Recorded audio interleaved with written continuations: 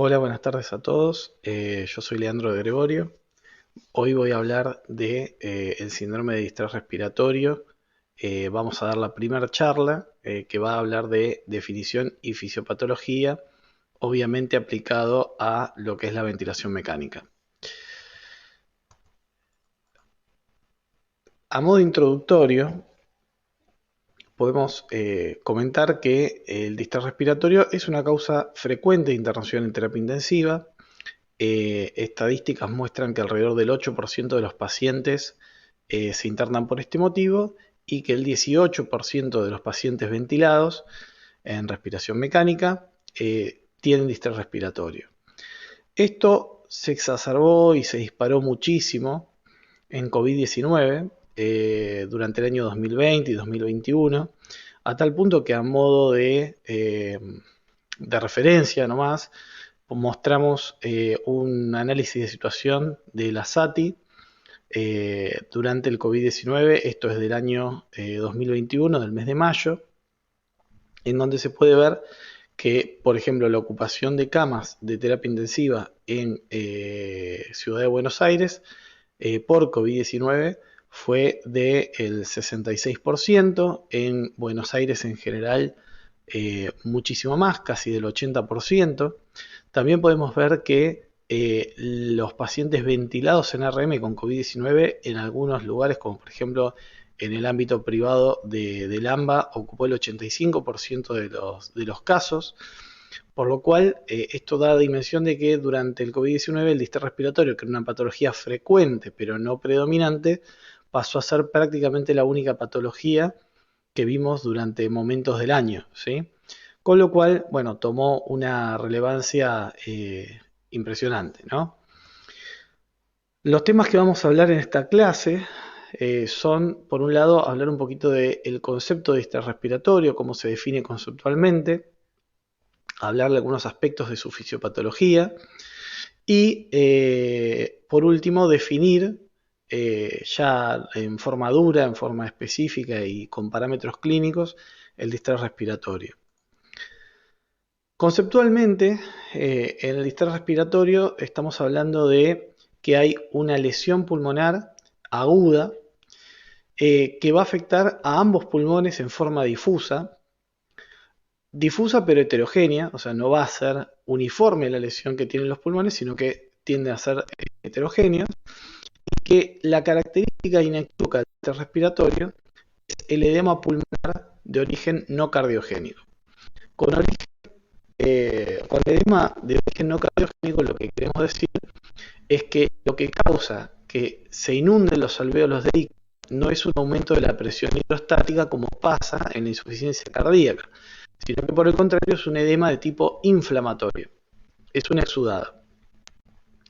y se asocia con una alta morbimortalidad. Las causas que pueden generar esta lesión pulmonar aguda, como vamos a ver en la diapositiva siguiente, son múltiples. Hay en forma global pérdida de espacios ventilados, de espacios aéreos que se colapsan, hay desreclutamiento alveolar,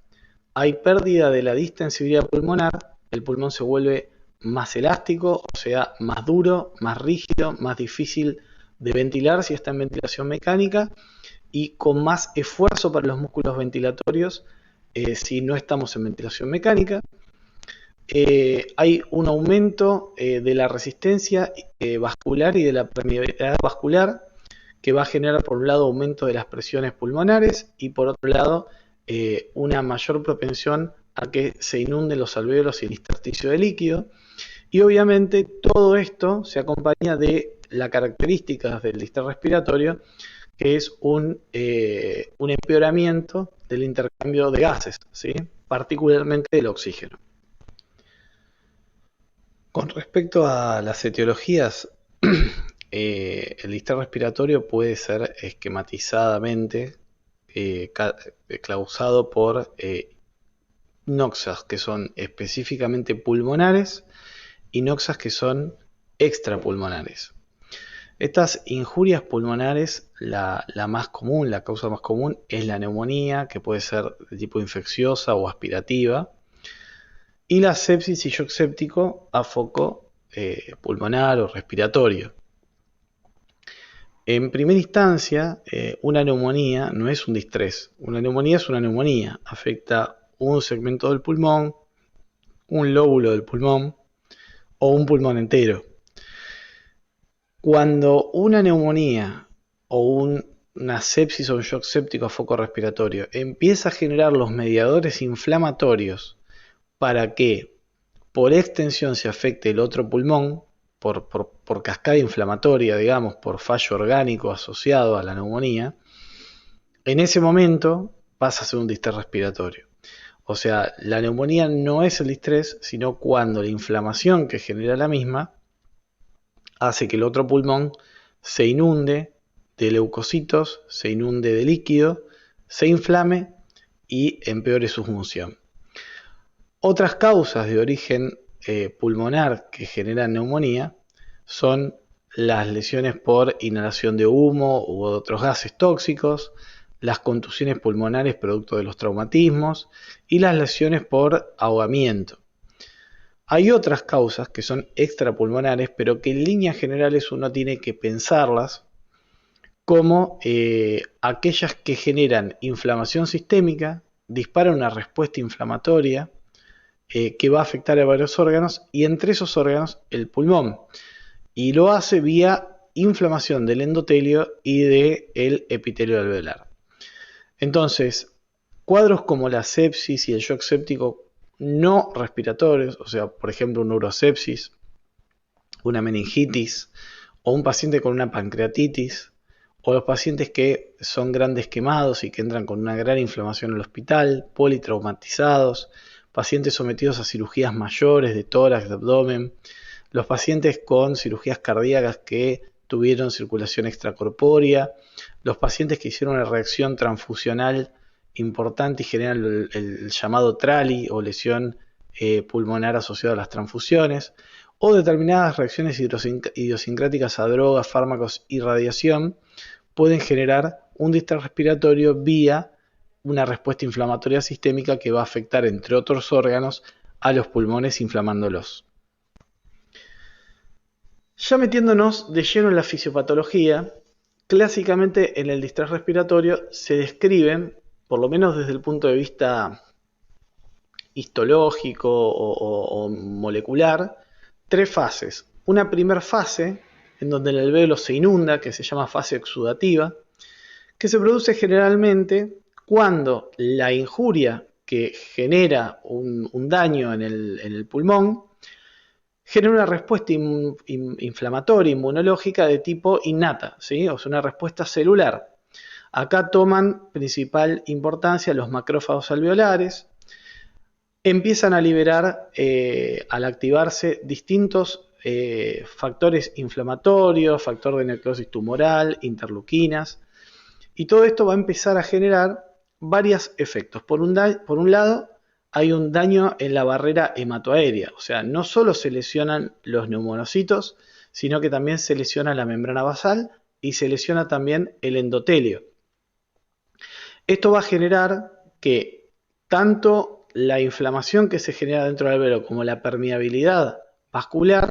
produzca el filtrado, la extravasación de líquido y proteínas, o sea, líquido muy rico en proteínas dentro del alvéolo, ¿sí? Y en el intersticio también. Estas citoquinas, a su vez, tienen la capacidad de reclutar otros elementos de la inmunidad. Estamos hablando de linfocitos, neutrófilos, monocitos, que también se activan a macrófagos o mismos pasan como macrófagos adentro del alvéolo, generando una respuesta inflamatoria sostenida, generando daño directamente sobre los neumonocitos que están viables. El endotelio se activa, hay daño vascular, hay coagulabilidad, por lo cual se activa la cascada de la coagulación, pudiendo generarse microtrombosis dentro de los pequeños vasos sanguíneos que están en la interfase alvéolo capilar. Esta primera etapa entonces se caracteriza por mucha inflamación, muchas células inflamatorias dentro del alvéolo, mucho trasvasado o exudado en realidad de líquido cargado de proteínas y células de la inmunidad adentro del alvéolo, daño de los neumonocitos y eventualmente microtrombosis a nivel vascular. Luego viene una fase ya en una segunda etapa en donde, pasada la inflamación aguda, empiezan a predominar los mecanismos antiinflamatorios y esta fase se conoce como fase proliferativa o reparadora. Acá básicamente lo que hay es, se empieza a restituir el epitelio alveolar dañado, hay diferenciación desde células más inmaduras a neumonocitos tipo 1 y tipo 2. Al producirse neumonocitos sanos empiezan a poder, entre otras cosas, secretar surfactante, empiezan a poder eliminar el agua en exceso que hay dentro de los alvéolos y los solutos en exceso que hay dentro de los alvéolos, se empiezan a fagocitar y eliminar neutrófilos que están en condiciones de apoptosis, se empieza a restituir la interfase hematoaérea, con lo cual la membrana, digamos, entre los alvéolos y el capilar empieza a tener una constitución más conservada y normal. Transitoriamente, mientras se repara todo el tejido, hay proliferación de fibroblastos y obviamente, como dijimos antes, las células, estos neumonocitos, después los vamos a ver más en detalle, pero tienen un montón de transportadores iónicos que al funcionar adecuadamente favorece la salida de sodio, cloro y otros electrolitos desde dentro del alvéolo hacia el intersticio, y esto favorece la reabsorción del edema alveolar, y el sistema linfático también ayuda a drenar todo el líquido que queda en el intersticio. Entonces, si todo va bien y esto no se interrumpe, luego de la primera oleada, que es la fase exudativa, en la fase proliferativa o reparadora, las condiciones alveolares empiezan a volver a la normalidad. Hay una tercera fase que se ve en los pacientes que evolucionan mal, que son generalmente los que tienen ventilación mecánica muy prolongada y que no terminan de resolver su cuadro. Obviamente estos pacientes tienen más mortalidad, que es la fase fibrótica. Acá lo que ocurre es que por distintas consecuencias de distintos procesos, el mecanismo inflamatorio se sostiene en el tiempo. Lo que inicialmente fue una fase reparadora termina generando fibrosis, no hay una correcta repitelización de los alvéolos, no tenemos surfactante suficiente para vencer la tensión superficial, no podemos drenar adecuadamente el fluido de dentro de los alvéolos y se deposita, luego de la invasión de fibroblastos, matriz fibrosa dentro del alvéolo y dentro del intersticio, ¿sí? Con lo cual, esto evoluciona hacia la fibrosis pulmonar, que es la consecuencia más temida del distrés que se prolonga, porque algunos pacientes van a recuperar su funcionalidad pulmonar y sus características pulmonares normales, y otros pacientes van a evolucionar mucho más lentamente, teniendo como consecuencia áreas del pulmón con una grave secuela fibrótica. Bueno, esto es a modo de repaso de lo que vimos recién, y para ponerle un marco temporal, que se ve que la fase exudativa o de edema, principalmente por líquido, se produce en los primeros 48 horas. Simultáneamente, luego del primer día ya empieza el exudado proteico formar membranas hialinas. Después también aparece, ya a partir de la semana, aproximadamente los 7-8 días, a predominar lo que es la inflamación intersticial y la fibrosis intersticial en los casos en donde la cascada inflamatoria no se resuelve adecuadamente.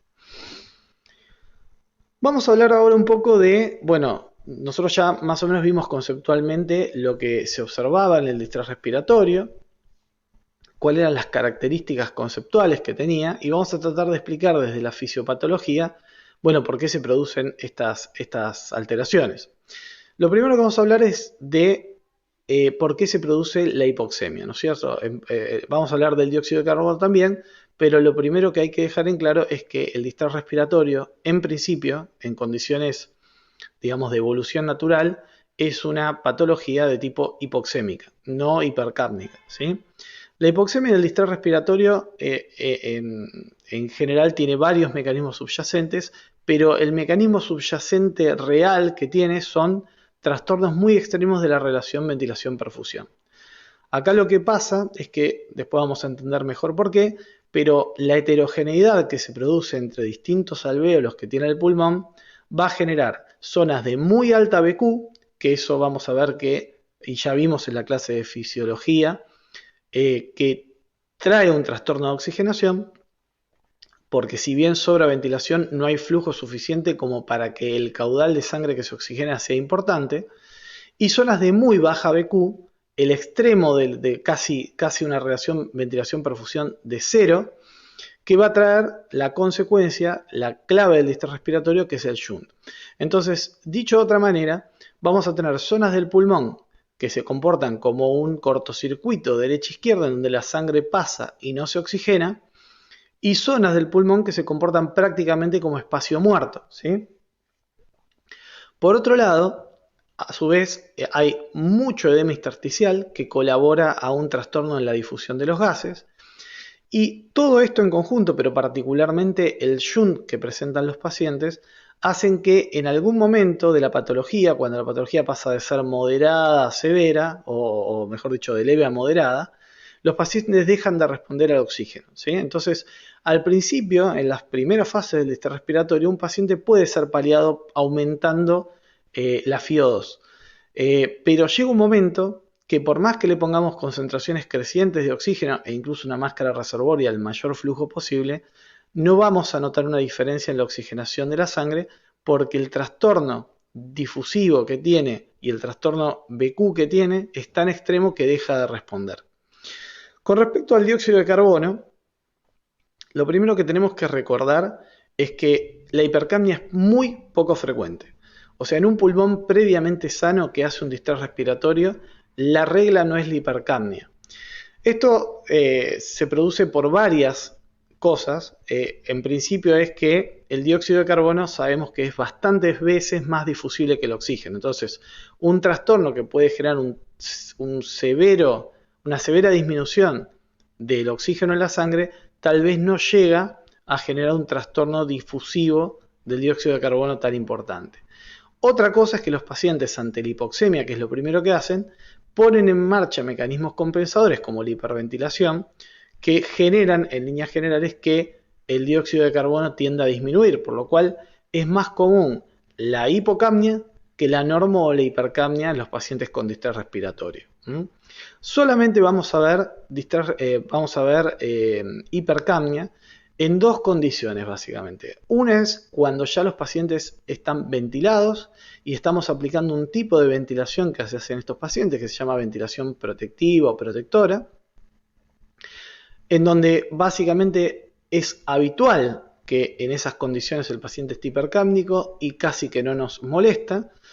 Y otra condición es cuando ya el cuadro no está demasiado avanzado y realmente ya ni el dióxido de carbono alcanza a difundir en ese pulmón, ¿sí? Pero estamos hablando de cuadros ya extremadamente avanzados o pacientes ya ventilados. Cuando un paciente empieza a tener un distrés respiratorio, está en una fase leve, en una fase moderada, la regla no es que esté hipercápnico, y si tiende a la hipercapnia, o tiene un pulmón previamente lastimado,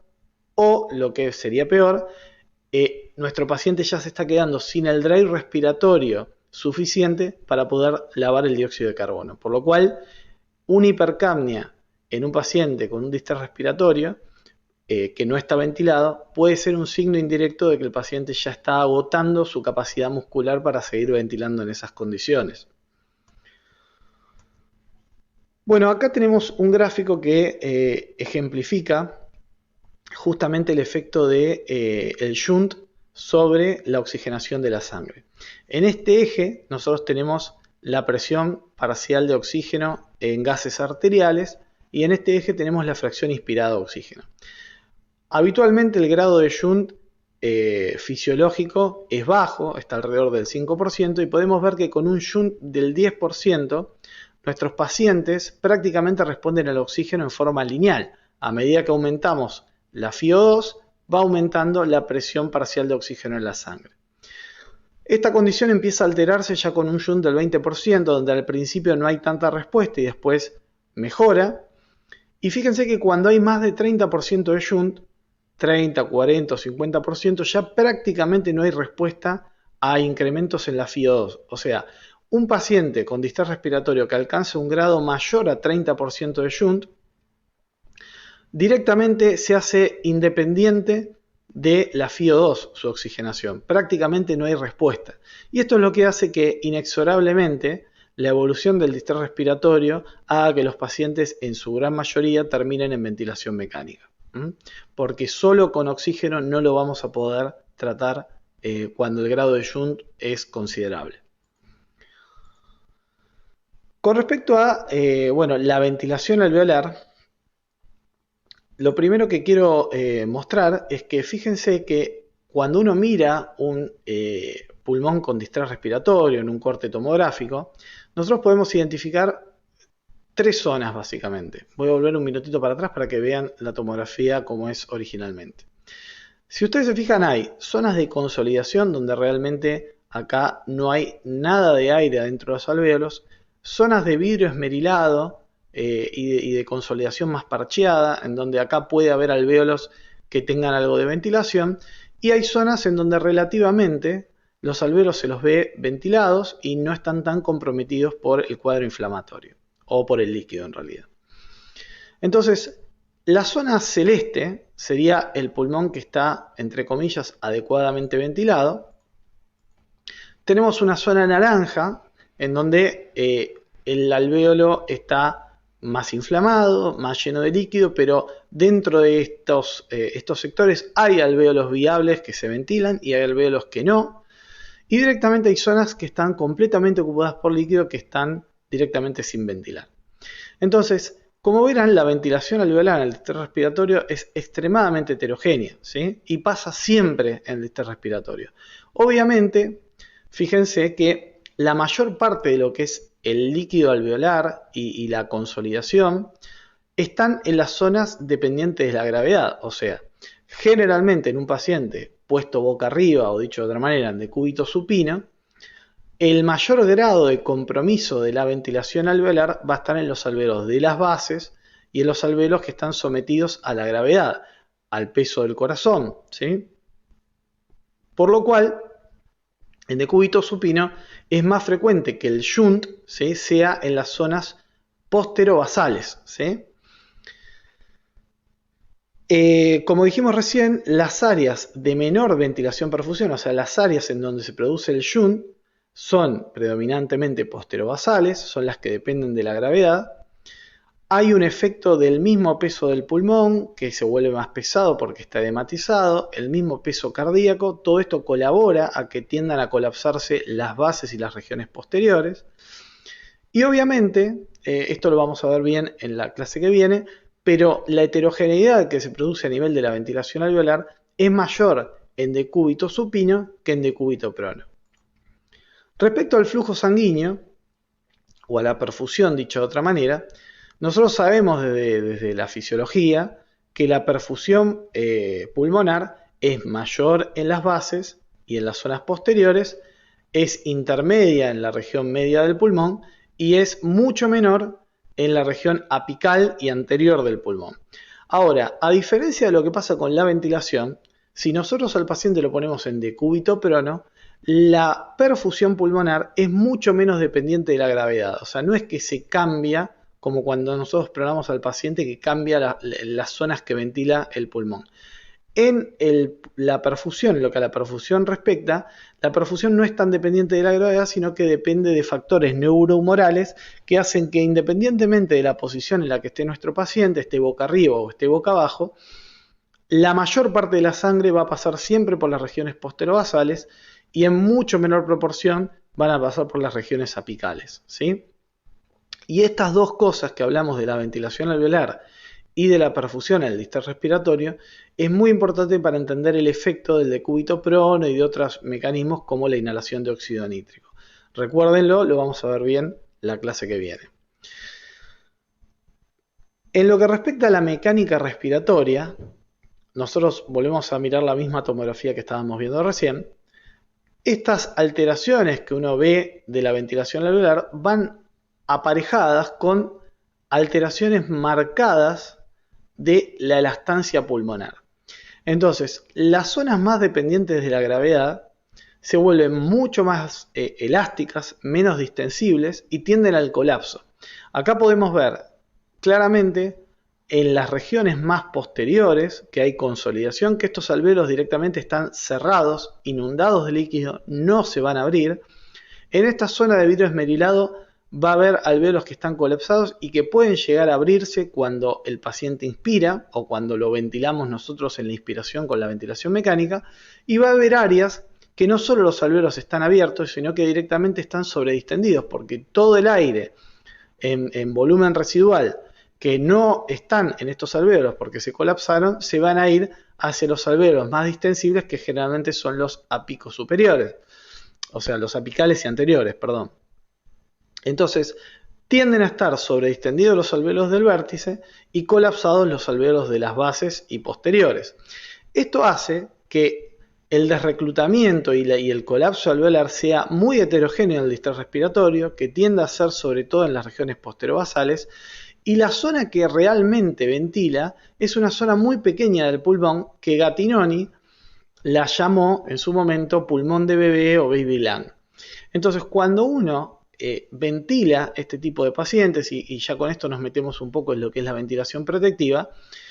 no puede ventilar a estos enfermos con un volumen corriente habitual, porque el área del pulmón que vamos a insuflar es sustancialmente menor a la que se insufla habitualmente, por lo cual, si nosotros le damos un volumen corriente normal a este pequeño pedacito del pulmón, que es el que ventila, lo que vamos a generar es más sobredistensión y vamos a ver los efectos que tiene eso próximamente a nivel de la inflamación que genera. Otra característica en cuanto a la mecánica respiratoria del distrés respiratorio, que lo acabamos de decir, es que si bien la pérdida de distensibilidad es heterogénea, cuando nosotros lo evaluamos en forma ya global a nivel de la vía aérea, nosotros, si la curva normal de distensibilidad pulmonar fuera esta que está en línea punteada, en el distrés respiratorio ocurren dos cosas. El pulmón, al volverse más elástico y menos distensible en forma global, lo que termina pasando es que la curva se corre para la derecha, hay mayor histéresis entre la inflación y la desinflación, y obviamente el volumen máximo que podemos meter en el pulmón sin romperlo o sin lesionarlo es mucho menor. Entonces es una curva que está corrida hacia la derecha y que es menos, o sea, el volumen máximo que alcanza es mucho menor. El punto de inflexión superior suele estar a mucho menor volumen o a mayor presión, o de las dos cosas, y el punto de inflexión inferior también lo encontramos a generalmente mayores presiones de las habituales, ¿sí? Con lo cual hay una caída marcada de la capacidad residual funcional. Para entender un poco más lo que pasa con la mecánica respiratoria en el distrés respiratorio, este gráfico que está sacado del libro de la Sociedad Argentina de Terapia Intensiva me parece bastante entendible. En condiciones normales, cuando los alvéolos están sanos, el surfactante funciona, obviamente el pulmón ejerce un peso y los alvéolos de la base tienen menos volumen que los alvéolos superiores. Esto lo explica perfectamente la ley de Fick, la ley de Laplace, quiero decir, con la transferencia de aire desde los alvéolos más basales, que sufren el peso de todo el pulmón, hacia los alvéolos apicales. Pero en condiciones normales, ni los alvéolos del vértice, que están con más volumen que los de la base, están por arriba del punto de inflexión superior, o sea, no están sobredistendidos, y los alvéolos de la base no están por debajo del punto de inflexión inferior, por lo cual no se colapsan. Todos los alvéolos del pulmón están aireados. En el distrés respiratorio, como el pulmón se llena de líquido y se dematiza, y el líquido por gravedad y el peso pulmonar ejerce su propio efecto sobre los alvéolos de la base, los alvéolos de la base quedan llenos de líquido y colapsados. Al quedar colapsados y sin aire, quedan muy por debajo del punto de inflexión inferior, o sea, ya quedan en una zona de desreclutamiento, en una zona de colapso, y la transferencia de aire desde estos alvéolos de la base hacia los alvéolos del vértice hace que mucha cantidad de aire migre hacia los vértices y estos alvéolos quedan francamente sobredistendidos por encima del punto de inflexión superior. Entonces, Cuando nosotros metemos aire en este pulmón de forma artificial con un ventilador mecánico, lo que va a pasar es que los alvéolos de la base no los vamos a llegar a abrir, con lo cual acá no hay ventilación, y los alvéolos del vértice reciben todo ese volumen y se van a sobredistender muchísimo. Entonces, ahora vamos a ver que estas zonas de reclutamiento o de colapso son las zonas justamente dependientes de la gravedad. Las zonas de sobredistensión son las que no dependen de la gravedad y reciben ese volumen extra que no está entrando en el volumen en los alvéolos basales. Y obviamente las características del distrés respiratorio es que la compliance pulmonar de forma global esté francamente disminuida, rondando, bueno, es variable, pero siempre por debajo de 40 centímetros por segundo, ¿sí? O sea, 40 mililitros por centímetros de agua. Obviamente, la capacidad residual funcional, como dijimos antes, del conjunto tóraco-pulmonar disminuye porque los alvéolos están mucho menos distensibles, ¿sí? Otro efecto que genera en la mecánica respiratoria y que perpetúa la inflamación pulmonar es como un efecto de propagación de la lesión pulmonar. Y esto se puede ver bien en esta ilustración, en donde en condiciones normales, cuando todos los alvéolos están sanos, cuando uno mete el volumen corriente, los alvéolos se expanden uniformemente. Ahora, cuando nosotros tenemos, como la lesión es heterogénea, un alvéolo afectado y ese alvéolo está rodeado de alvéolos que no están lesionados, este alvéolo que está afectado, que está inflamado, que está lleno de líquido, cuando entra el volumen corriente, como no entra acá el aire, lo que se genera es una sobredistensión de todos los alvéolos que tiene alrededor. Esta sobredistensión y deformación termina generando mayor inflamación, mayor biotrauma en estos alvéolos periféricos al alvéolo inicialmente afectado, que van a generar que estos alvéolos también empiecen con un ciclo de inflamación y terminen contagiándose, por así decirlo, de la patología que inicialmente tenía el alvéolo primario, ¿sí? Entonces hay alvéolos dañados y alvéolos susceptibles, que son los que están alrededor, que cuando el paciente está en ventilación mecánica van a terminar lesionándose por la misma ventilación mecánica, ¿sí? Estos alvéolos que están en gris, a su vez, obviamente, empeoran su clearance de líquido alveolar, tienen mayor tasa metabólica, se continúan inflamando y terminan estando igual de afectados que el alvéolo original, ¿sí? Con respecto a la eliminación de fluidos desde adentro de los alvéolos, esto más o menos lo vimos antes en forma rápida, pero nosotros tenemos que entender que gran parte de que el alvéolo tenga su distensibilidad habitual es porque adentro tiene poco líquido y además hay actividad del surfactante, ¿sí? Cuando el alvéolo se enferma con distrés respiratorio, se inunda de líquido, pierde las células que fabrican el surfactante, que son los neumonocitos, y por lo tanto predomina la tensión superficial de la interfaz aire-líquido, que aumenta muchísimo la elastancia del pulmón, por lo tanto disminuye su distensibilidad y termina colapsando, ¿sí? Los encargados de eliminar el agua de adentro del pulmón, o del alvéolo en realidad, son justamente los neumonocitos, que tienen diferentes bombas. La bomba principal es la bomba sodio-potasio ATPasa, que genera un gradiente de sodio hacia el intersticio que hace que haya un gradiente osmótico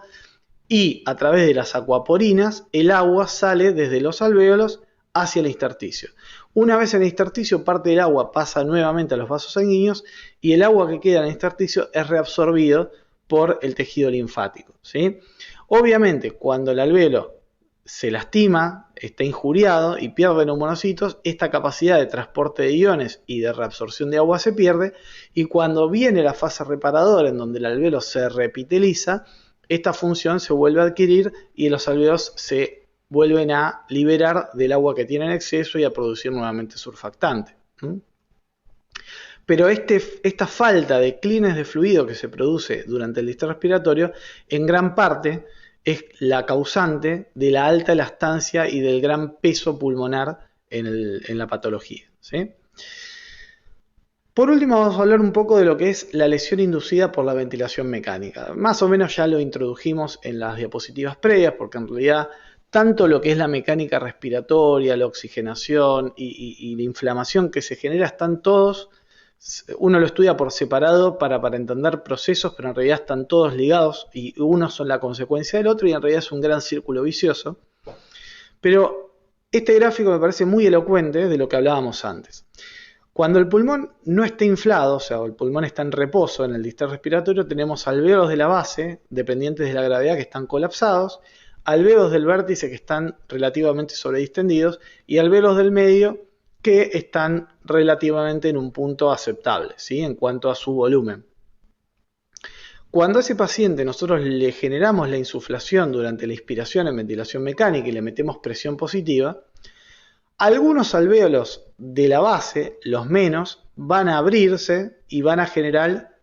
lo que se llama ciclos de apertura y colapso, ¿sí? O sea, estos alvéolos se abren y cuando el pulmón se desinfla se vuelven a colapsar. Lo mismo pasa con alvéolos de acá de la zona media.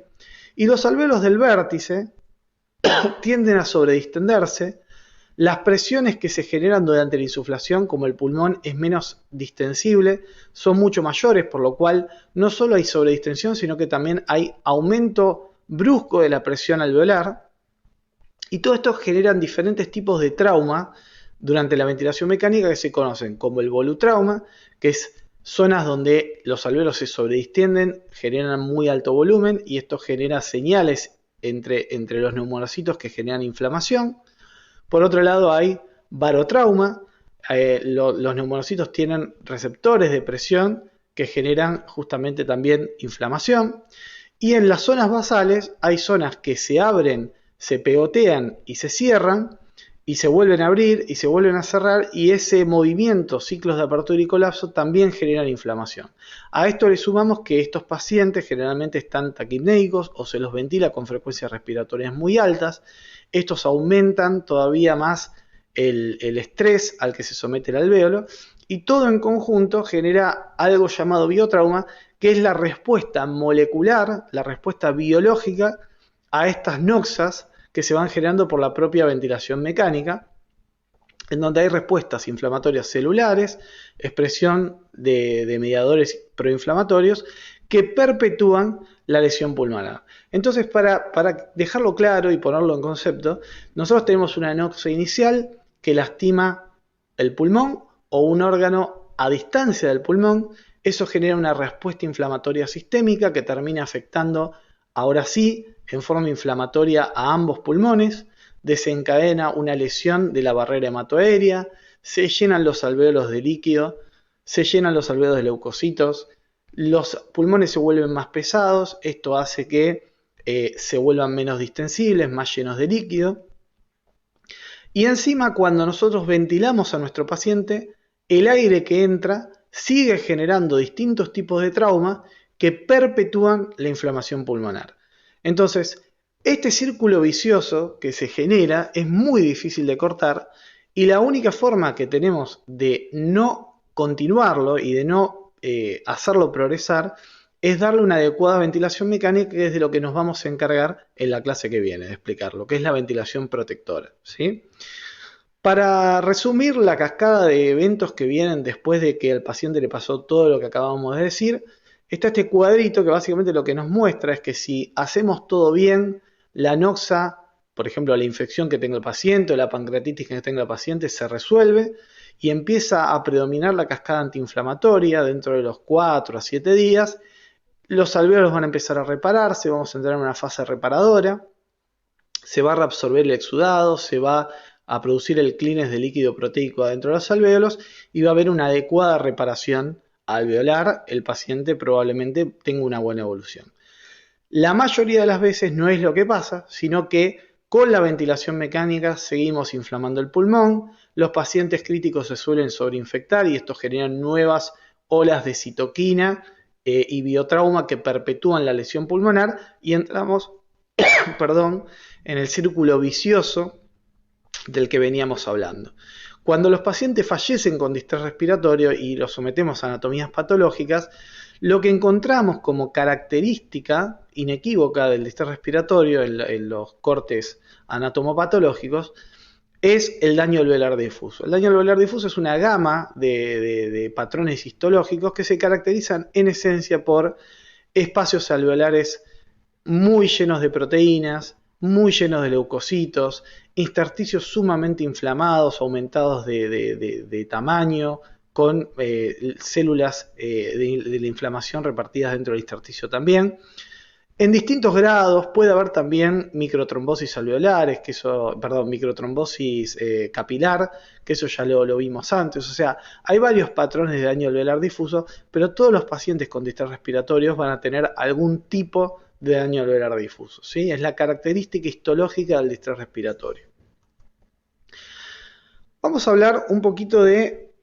algunas cosas que no tiene tan en común la neumonía y el distrés por COVID-19, ¿sí? En el COVID-19 sabemos que la proteína Spike o espiga, ¿sí?, utiliza el receptor de la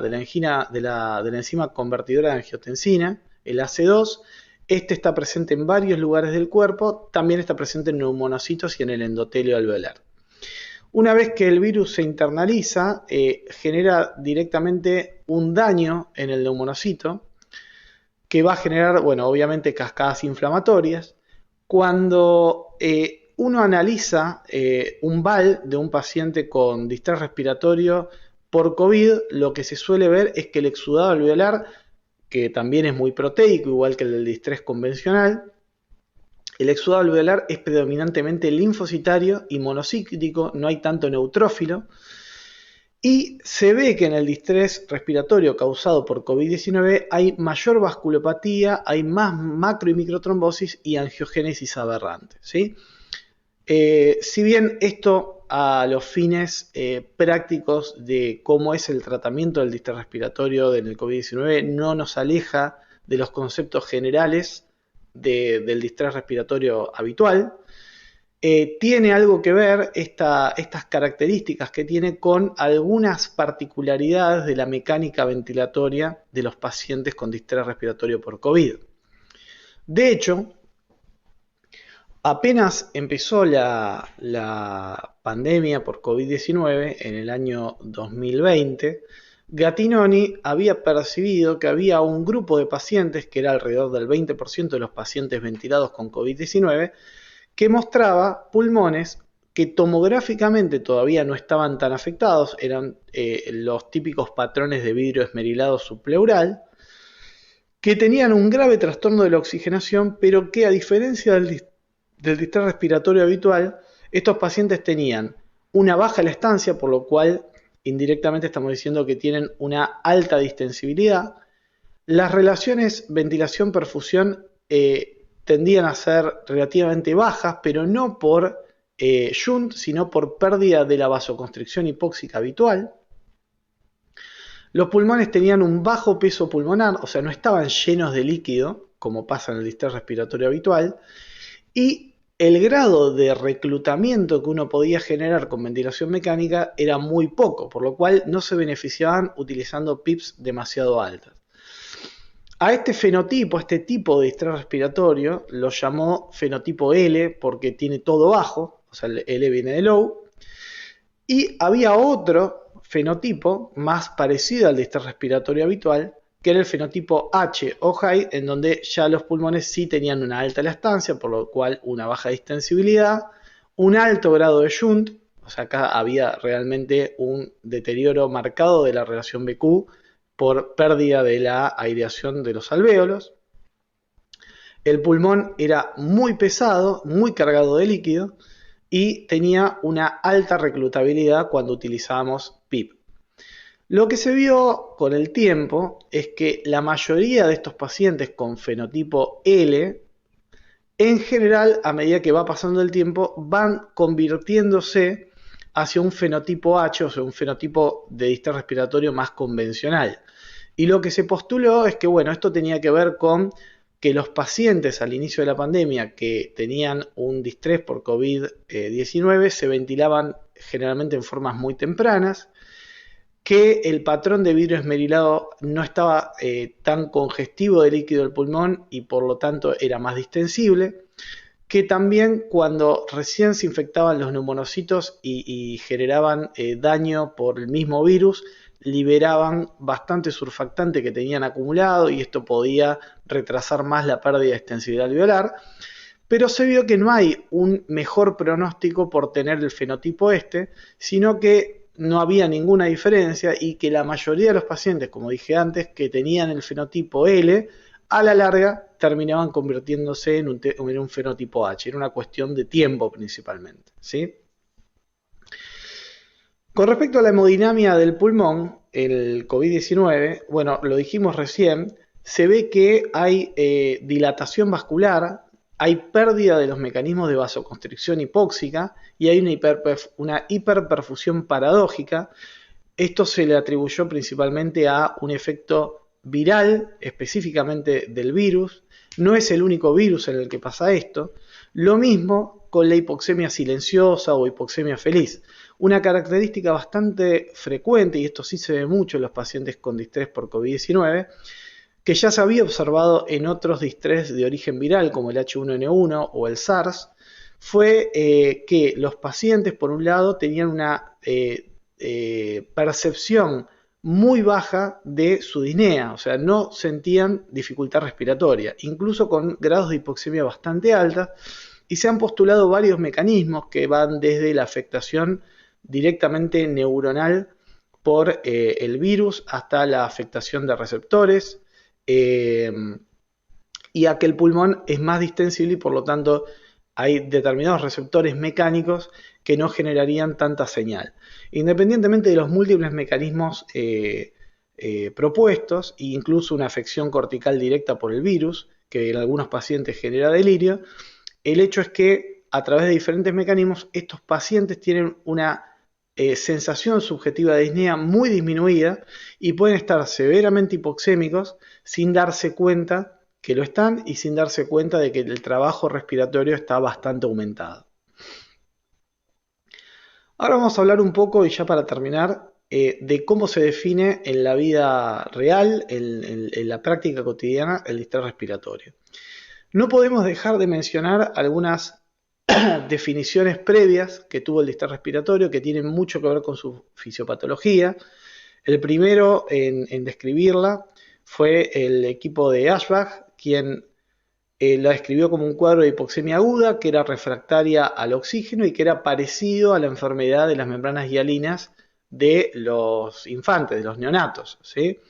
Clínicamente los pacientes tenían taquipnea, disnea, cianosis, hipoxemia, que no respondían a oxígeno, y había una pérdida de extensibilidad pulmonar. Los pulmones estaban más elásticos, más duros, más difíciles de ventilar. En la radiografía de tórax invariablemente tenía que haber infiltrados bilaterales, no podía ser un distrés respiratorio con infiltrados de un solo pulmón. Y la morbimortalidad era muy alta, la mortalidad alcanzaba en esa serie el 58%. En la anatomía patológica se encontraban un conjunto de cosas que globalmente coincidían con un patrón de daño alveolar difuso, ¿sí? En el año 94 se hizo un consenso americano-europeo de distrés respiratorio en donde se la definió como un cuadro de hipoxemia aguda, y ahí para definir la hipoxemia aguda se planteó una PAFI menor a 200, que había invariablemente infiltrados bilaterales en la radiografía de tórax de frente,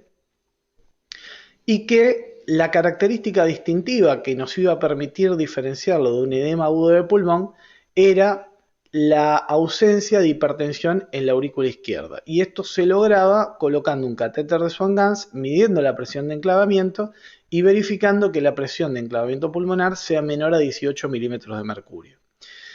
Con lo cual descartábamos el origen cardiogénico del edema, lo que dijimos previamente al principio de la charla en la definición conceptual. Además,